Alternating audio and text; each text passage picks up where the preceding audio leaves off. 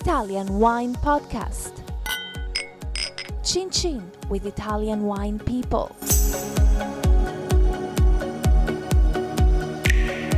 Hello, this is the Italian Wine Podcast. My name is Monty Waldin. My guest today is Valentina Abbona, and Valentina's family winery is called Marchesi di Barolo. So are you a Marquess? Do you have a title? Are you titled? Not really. That's a yes. Yeah, but I've always been told that work gives you title, so we work a lot, let's say this. Okay, that was a very diplomatic answer. Tell me a little bit about the family winery, because you're very big producers, very important producers in Barolo. I would say very historic. First of all, Marchesi di Barolo was the first winery founded where Barolo was born and made as the dry and still wine that we know nowadays. When was back that? in the 1800s. Mm-hmm. And this happened because of beautiful and very intelligent woman, the Marquise of Barolo. She was a noble one, and she got married actually to the Marquis of Barolo. She was a French noblewoman that arrived in Italy because she got married to her husband, who was living in the castle of Barolo. That was when this part of Italy was part of Savoy, is that right? It was exactly. Part of... It wasn't Italy yet. Italy was not unified as one country. That but you feel very later. Italian, you don't feel French. I feel very Italian, even if I should say that in Piemonte we have kind of a French influence, and I find that in the wines as well. There is a nice parallelism between Barolo and Burgundy. Okay, so tell me about how, you mentioned you're a very large producer, big producer, very influential producers. Tell me a little bit about where are your vineyards, how much wine do you make in your main markets? Well, Marchesi di Barolo, it's still a family business, first of all, and we produce all the very typical varietals and wines from Piedmont. Such as? So, of course, Arneis, coming from Roero, Barbera, Dolcetto, which are more of the everyday typical wines, and, of course, all the different expressions of Nebbiolo, such as Barbaresco, Nebbiolo Langhe, and Barolo, of course. So just a basic question, what's the difference between a Nebbiolo Langhe and a Barolo? They're both made from the same grape varieties? It is the same variety, a Nebbiolo, the main variety, because in Langhe Nebbiolo you can actually blend a little bit of Barbera or other grapes typical from Langhe as well. Do you do that in your Nebbiolo and your Langhe wine or not? In our Langhe Nebbiolo we have a little percentage of Barbera, and that's a very new wine that just was bottled last month. So it's the first time that we are going to show it just in Italy. I'm quite excited. So for the style of your Barolo, are you very traditional? Do you use barrels, large oak vats when you're aging the wine? Our barrels range size goes from small barrique all the way up to 185 hectoliters. So huge Slavonian barrels, quite old, around 65 years old. And we also have barrels that are 200 years old. 200 years old? 200. That my dad had restored around 25 years ago now, that we still use for making our wines today. It is very old wood. We believe it's Italian wood. And of course, that is very neutral. So the wine was spent at the final time for the aging. So why did your dad do that? Was he looking for traditional, or did he just say, I can't be bothered to spend more money on barrels? I'm going to see if I can, recycle these old oak vats that probably date from the French times. Well, it is a pity to throw away what you can still use today. So even if it was a big effort to make them useful again, because they were very old and very delicate. So it was a long and delicate process to clean them up. It was definitely beneficial for the aim that our winery has, which is to continue the tradition of the Marchesi di Barolo and to continue producing Barolo in the most classic way, representing the different terroirs of our beautiful land. So not necessarily using just one or the other type of oak, but representing the terroir. That's our main focus. So you're modern in outlook, but traditionalist in application? I would say that we are in between modernism and tradition. We are traditionists that look in an innovative way. That's how I would describe us, because for example, for our wines, we do use a little bit of barrique at the beginning of the aging, but all of the wines would finish their aging in big Slavonian oak. Other wines will just age in big Slavonian oak. So it really depends on where the grape is sourced from. Okay, next question is about the market. Obviously, Barolo is a highly sought after wine, and prices for the best wines, the top scoring wines, have become quite out of the reach of everyday drinkers. How do you see that? Do you think that's a bit of a shame? And there's nothing you can do about it, it's the market, right? No, it's just the market. And I still think that is fair, the prices that Barolo have on an average range. Of course, then you have the outsiders, but those are also beneficial to the market because people are starting to pay attention to the wines that we're making in our area, which require a lot of time, a lot of investment, because they can't come out of the cellar after 1 year. They need to age there for a little while. And our land is becoming crazy expensive. expensive. So it's good that people are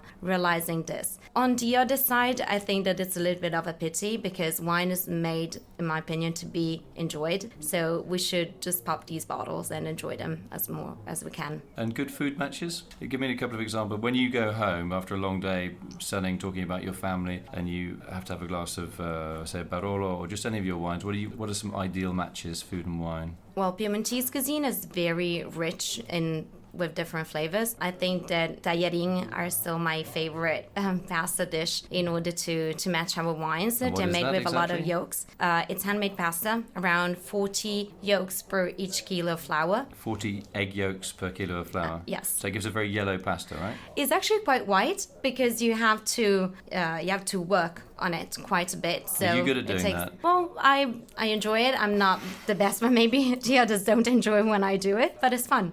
So is it a very thin pasta? Very thin. Very thin and delicate. And what is the typical sauce that goes on that? You usually have them either with ragout or you have them plain with butter and sage and some tartufo bianco. Right, so a ragout would be a meat-based sauce with or without tomato? With tomato. And the typical meat would be? Beef.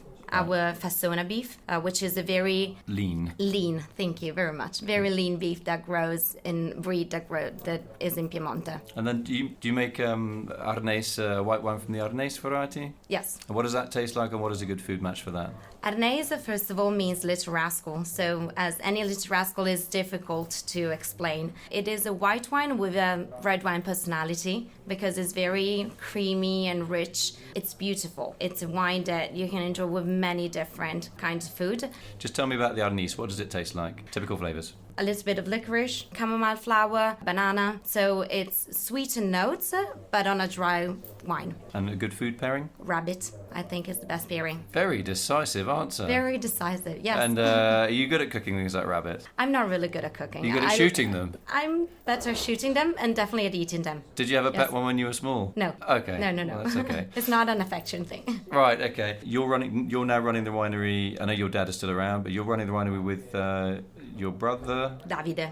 And that's it? Well, it's still actually all the four of us. My mom, my dad are still very involved, and my brother and I are little by little taking over and learning from them. Do you all get on? Is it very stressful working with your mum and dad? It's super stressful. Really? It's super stressful. You should hear what they say about you. No, well, I think they say the same thing. But it's also beautiful. It's stressful but beautiful. Is it more about time management and or or would you have like really big differences of opinion? Very different opinions, but on the same side then you realize that you're saying two different things but for just one aim, and that's when the better result is reached. So I've met your dad. He's I don't know how old he is, but he when we were talking he was like a teenager. Well, he's very teenager. He is, isn't he? Yes, very alive. A lot of the new ideas that we have at the winery, they're actually coming from him. Well, he should stick around. He should get rid of his children and just say, right, you know what, you guys are useless. We should stick with him. He's coming up with all the ideas, you're just thinking about rabbit and pasta and things like that, and good life, It's better to enjoy it now. And your mum? My mum is a very strong woman. She's a toughie. Very tough. I met her very as well, yeah. Yes, I'm sure you did. Yeah, handshake.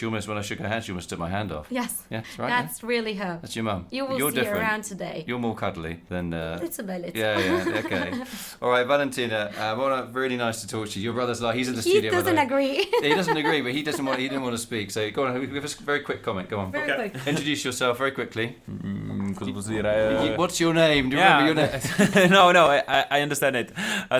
My name is David Abbona, and are you between the two of you, who's the eldest? She's right. Okay. And your role? My role now is undefined. Yeah, thank you. Okay, so you're just a time waster. Okay. All right. Well, that was great. Your moment at fame is now past, I'm afraid. In the future. Okay. All right. No, I'm sure you'll do something. What did you study? You studied marketing, I'm studying languages, Chinese, English, and also economic subject. So basically, the family idea is you learn Chinese, Mandarin, and you go live in China. I've been with my mom in Asia, and I've been in Japan, so I have to go there again, and I really want to visit also China. But your job is basically like a long holiday, isn't it? Yeah. Just traveling around. Yeah. So we've understood at this moment. All right. Well, thanks a lot, David. You did study winemaking and enology in high school. When I was attending high school, I studied enology at Alba. It was a very, very fun high school because I really didn't do much study. No, I study very much. I really, really enjoyed that time because you're having lots of fun. Yeah. Of course.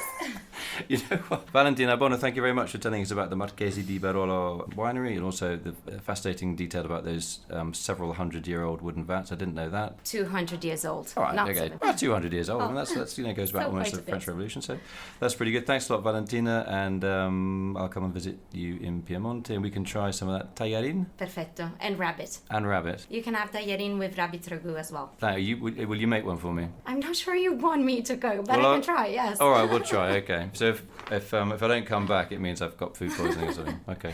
And no one else will come. And no one else will know. That Okay. would be very bad advertisement. Okay. Thanks a lot, Valentina. Great to Thank meet you. Same. Thank you very much. Follow Italian Wine Podcast on Facebook and Instagram.